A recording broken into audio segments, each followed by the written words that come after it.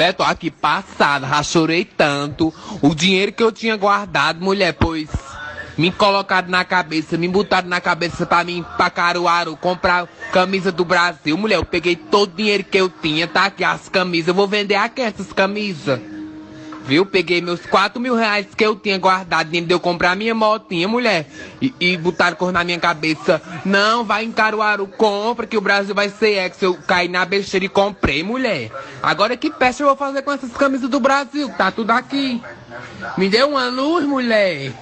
Agora nem minha moto, nem vou vender as camisas. Não vou esperar 4 anos, porque tem o nome do jogador atrás. Eita, inferno.